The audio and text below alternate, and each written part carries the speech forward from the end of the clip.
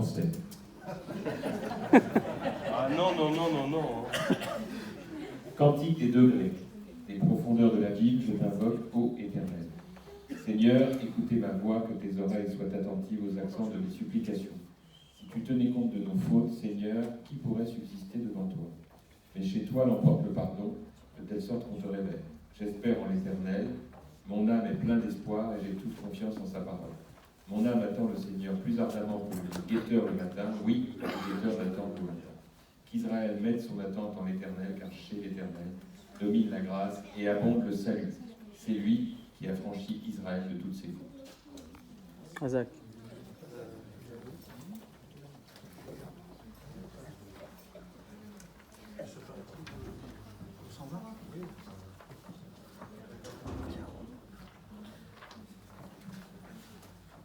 Cantique de décoré. Vers l'Éternel, j'ai crié dans ma détresse, et il m'a exaucé. Seigneur, délivre-moi des lèvres mensongères de la langue perfide. Quel profit te donnera-t-elle? Quel avantage cette langue perfide aux flèches des guerriers aiguisés, au charbon ardent des genêts? Quel malheur pour moi d'avoir séjourné à Méchec, demeuré près des tentes de Kédar. Trop longtemps, mon âme a vécu dans le voisinage de ceux qui haïssent la paix. Je suis, moi, tout à la paix. Et quand je la proclame, eux ne méditent que guerre. Merci.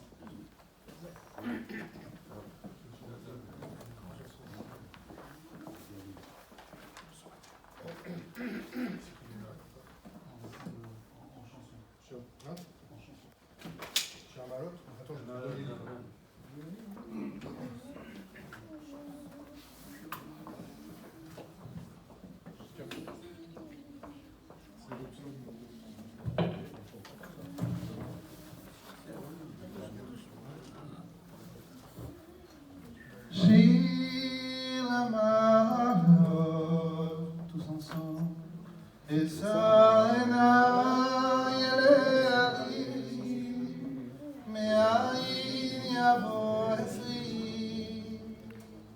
Ezri Mehi Adonai Ose Shamayim V'Aretz Al Yiten Avot L'Raglecha Al Yadun Shomecha Hine Lo Yadun V'Lo Yishal Shomer Israel Adonai Shomecha Adonai Tzilcha Al Yad Yeminecha Yom HaShemesh Lo Yakeka Ve'yareach Balayla Adonai Yishmocha Mikol Ra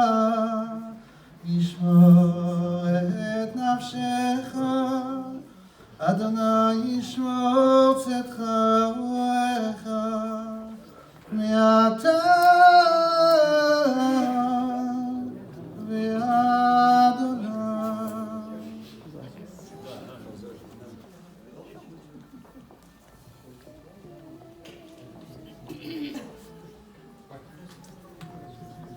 Merci pour votre attention pendant la lecture de ces psaumes.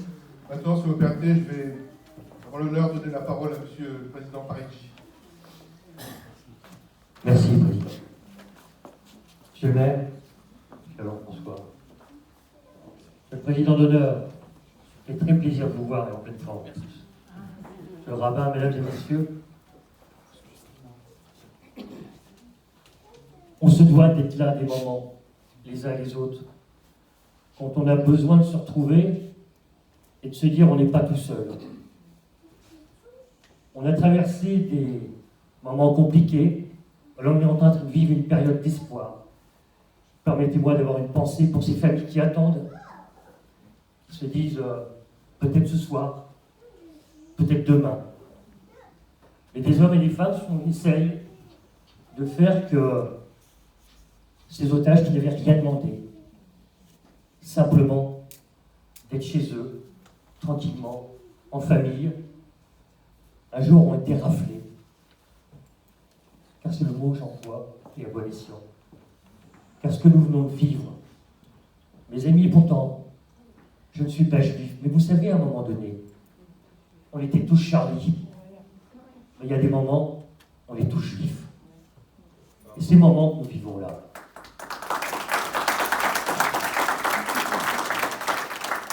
Il faut se dire que tous les jours, il faut combattre. Et à la place qui est la nôtre, on se doit de combattre, de faire qu'on n'oublie pas. J'ai passé, vendredi dernier, en séance du conseil départemental, une donation d'un couple que j'ai découvert, qui sont géniaux. C'est Charles et Clara Goldstein. Charles Goldstein, qui est un peintre connu, qui a perdu pendant la Shoah plus de 80 personnes de sa famille. Lors des derniers événements, il a perdu encore 4 personnes.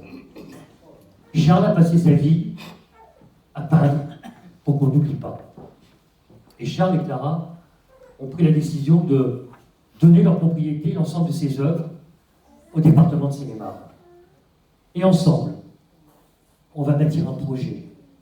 Le projet va être, bien sûr, de faire des résidences d'artistes, car on ne doit pas oublier que Charles est avant tout un artiste de qualité.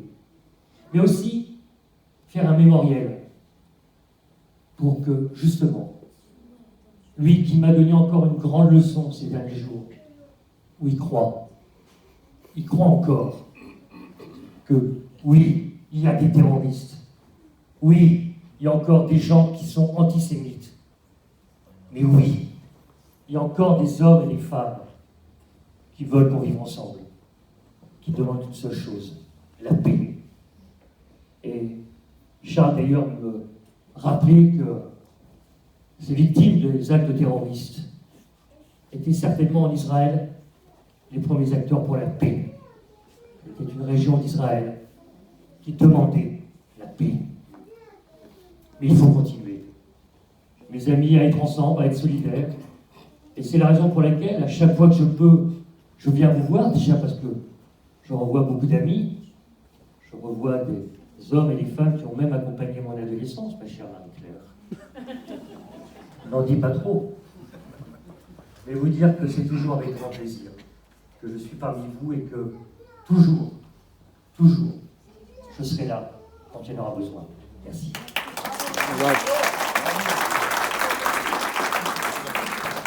Avant, je donne la parole à Monsieur le ministre Jean-François Copé. Merci, Monsieur le Président. Je voudrais aussi saluer Monsieur le rabbin et notre cher Daniel qui nous a retrouvés. On a eu un petit peu peur. Après le très beau message que vient de nous adresser Jeff, je voulais à mon tour vous dire évidemment combien il était évident que lui comme moi nous serions présents avec vous ce soir. Comment imaginer les choses autrement. Et je ne voudrais pas être redondant parce qu'il a très, très bien dit les choses. Je voudrais peut-être apporter 2-3 remarques plus personnelles, complémentaires à ce que lui-même a dit avec son cœur. La première chose que je voudrais vous dire, c'est que ce que nous avons vu le 7 octobre, quelle que soit la conviction qu'on peut avoir, les idées préconçues qu'on peut avoir, ce qu'on a vu le 7 octobre, en réalité, c'est l'image de l'horreur absolue. On n'avait pas vu ça depuis la Seconde Guerre mondiale. On peut faire semblant, on peut tourner la tête, on peut ne pas vouloir regarder. La réalité, c'est que ce crime atroce, avec des actes d'une barbarie comparable à celle qui nous avait été décrite dans les camps de concentration nazis, ces actes-là ont eu lieu le 7 octobre 2023 en Israël. Bien sûr, il faudra un jour que l'État d'Israël fasse l'exégèse complète de ce qui s'est passé.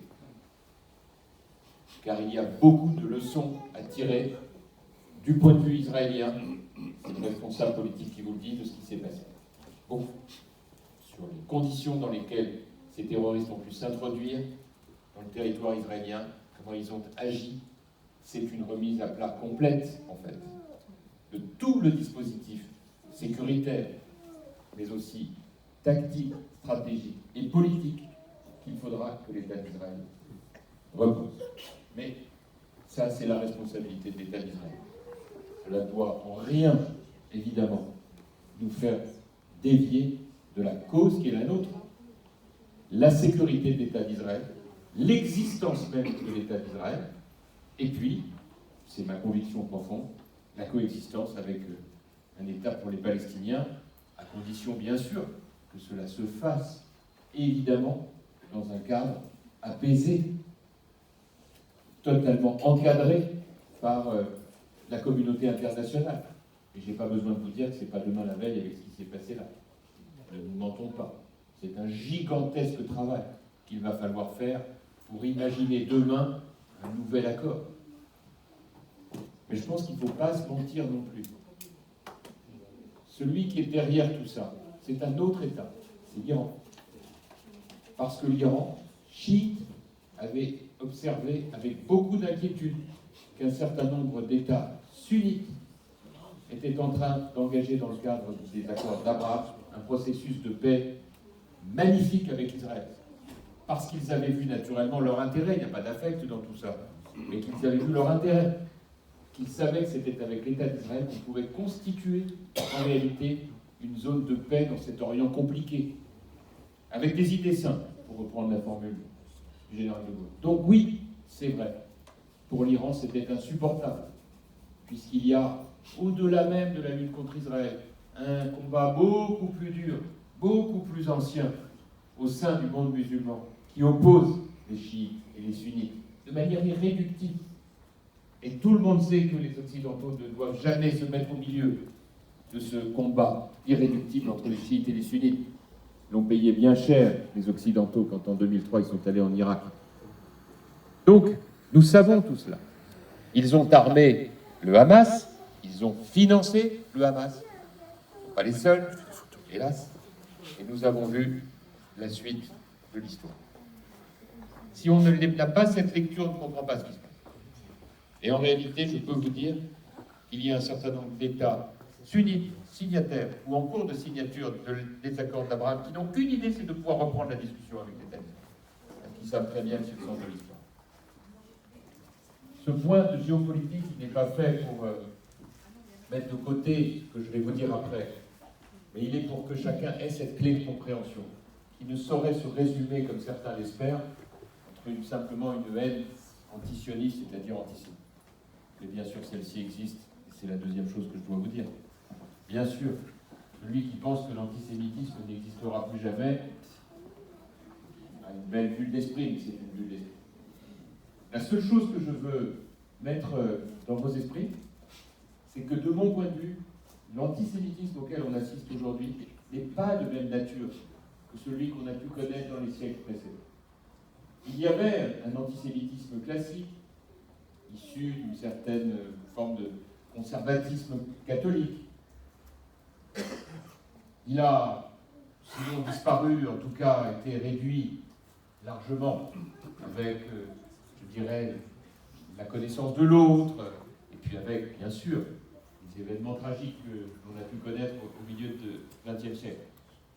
Le deuxième antisémitisme, c'est l'antisémitisme nazi, bien sûr, quand on a vu l'horreur absolue avec, Jeff le rappelait tout à l'heure, la Shoah, tragédie qui vit notre cher ami Charles Goldstein. Mais l'antisémitisme d'aujourd'hui n'est pas de cette nature-là. C'est un antisionisme qui déguise un antisémitisme qui est en réalité lié à l'islamo-gauchisme. C'est une nature totalement différente. Pour d'autres raisons, d'autres fondements, qui sont en réalité la lutte contre le modèle occidental, le fameux capitalisme.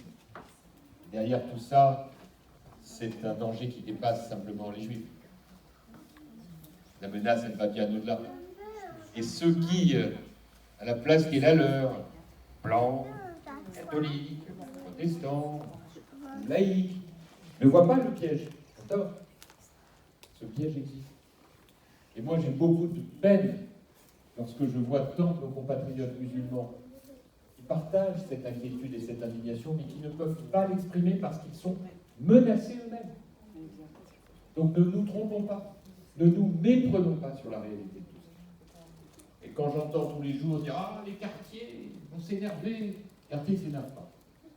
Je le vois bien. Je parle avec beaucoup de mes administrés qui sont bien soucieux en réalité qu'on n'importe pas en France, d'ailleurs en Europe, ce qui se passe aujourd'hui au Proche-Orient. Mon troisième point, bien sûr, c'est que ce que nous voyons depuis le 7 octobre, la riposte de l'État d'Israël, comment pouvait-on imaginer les choses autrement, conduit évidemment à des tensions. La trêve à laquelle nous assistons, dans des conditions épouvantables, ce marchandage, cette angoisse des familles pour retrouver leurs proches, alors qu'on sait que l'écrasante majorité de ces familles n'ont aujourd'hui pas encore retrouvé leurs proches, ne savent même pas s'ils sont vivants. Cette barbarie atroce dont il ne faut pas détourner le regard autant qu'on peut supporter de voir ces images, nous renvoie à notre humaine condition et nous amène à considérer que ça n'est même pas un problème de religion, c'est un problème d'identité humaine au sens le plus profond du terme, comme la lecture de ces psaumes le montre. Nous sommes les uns et les autres dans cette situation terrible où il nous faut redoubler de vigilance et en même temps trouver un chemin d'espoir. L'exercice est terriblement difficile aujourd'hui, et pourtant, si au-delà de cette tragédie, nous arrivons à ne pas tomber dans le scénario infernal. Il y a un scénario infernal.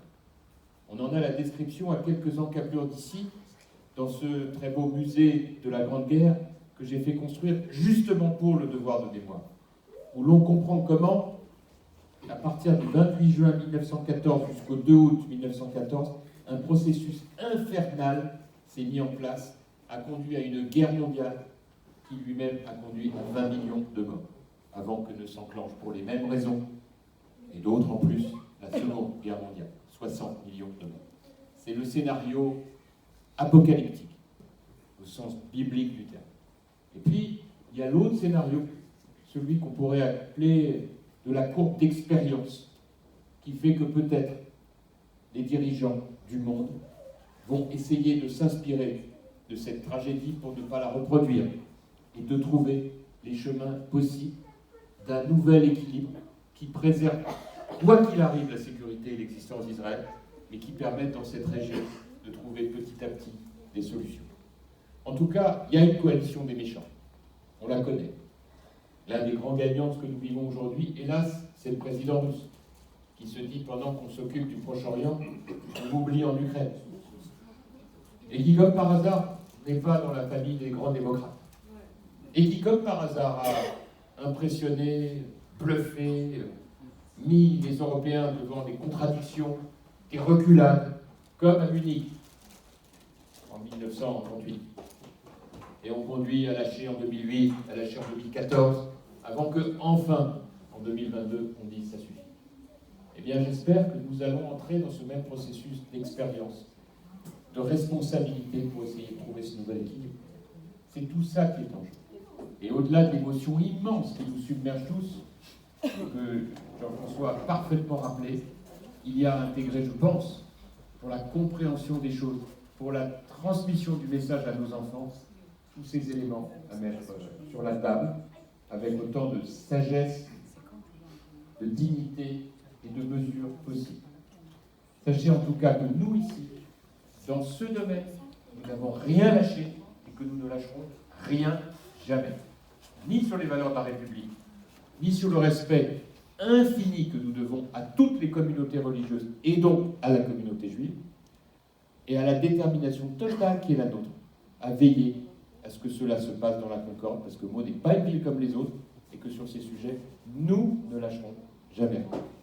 Je l'ai dit à mes collègues du conseil municipal, je le dis de la même manière, nous ne lâcherons jamais rien sur ce que sont les valeurs de la République. Donc je voulais vous le dire et partager cela avec vous, et avec Jean-François, nous parlons évidemment beaucoup de tout ça, et vous dire que dans tous ces domaines, vous avez ici des responsables politiques extraordinairement déterminés, vigilants et attentifs à ce que chacune et chacun d'entre vous soit pleinement protégé dans votre vie quotidienne et dans l'exercice de votre culte au nom de la République et des valeurs de la France.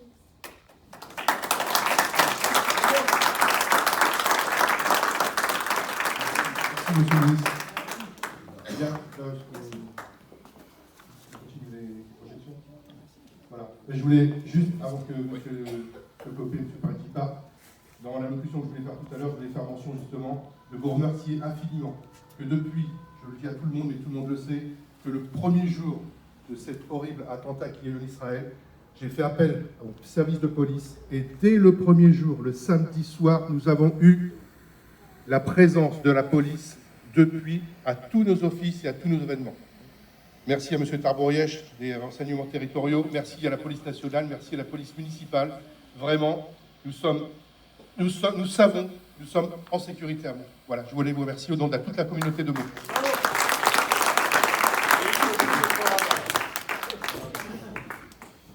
Merci à vous. Merci. Merci beaucoup. Je vais accompagner monsieur.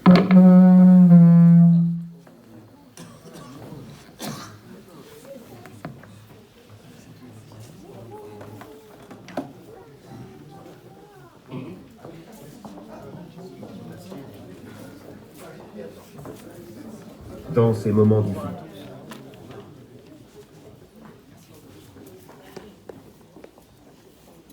Au revoir. Jean-François, ton manteau. Oui, mon manteau.